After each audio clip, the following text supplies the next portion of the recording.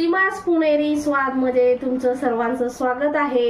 आज आपण बनवूया साबुदाणा खिचडी। उपवासासाठी खूप ती सोपी आहे आणि खूप कमी साहित्यामध्ये होते। चला तर मग आपण आज साहित्य बघूया।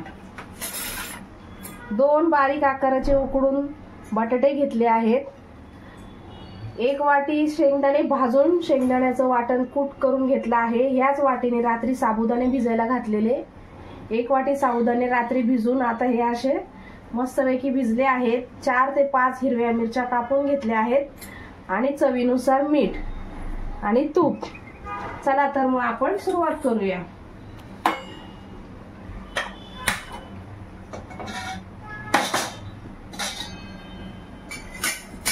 गॅस चालू करायचा आहे, गॅस फास्ट करायचा आहे आणि कढई तापायला ठेवायची आहे। कढई तापल्यावर आपल्याला त्याच्यामध्ये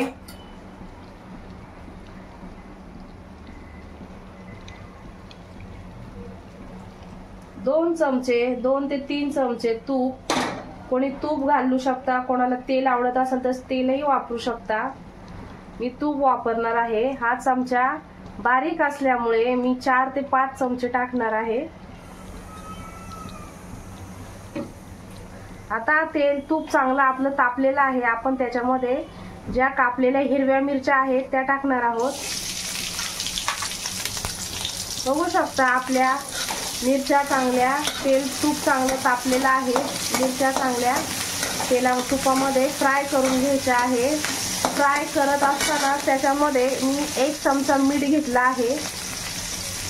तुम्हाला लागेल आवश्यकतेनुसार तेवढं घेऊ शकता।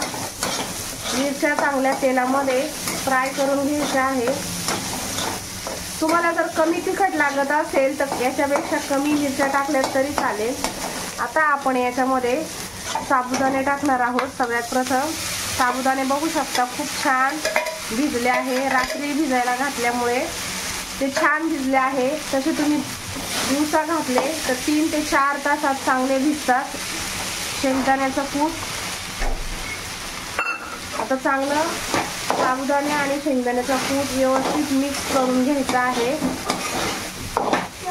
नंतर ही खिचडी खूप सॉफ्ट होते, छान लागते खायला आणि नरम राहते। त्याच्यामुळे कधीही जेवढे 4 ते 5 तास साबुदाणे जर भिजले तर खिचडी चांगली नरम आणि खायलाही स्वादिष्ट लागते।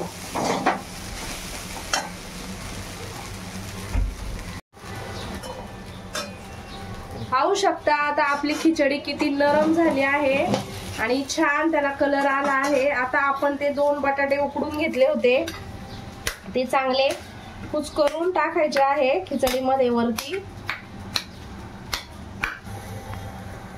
पाहू शकता तुम्ही आता ते 2 बटाटे आपण चांगले कुस्करून घेतले आहेत ते त्याच्यामध्ये ऍड करणार आहोत। बटाटे टाकले की खिचडी चांगली नरम होते आणि खायलाही चविष्ट लागते। बटाटा असल्यावरती खिचडी खूप नरम होते, चांगली छान लागते खायला। आता हे आपण सगळं साबुदाण्याची खिचडी आणि बटाटा जो मिक्स करून घेणार आहोत। आता जास्तीत जास्त 2 मिनिटं, याच्यापेक्षा जास्त हे करायचं ठेवायचे। आता आपली खिचडी झालेली आहे।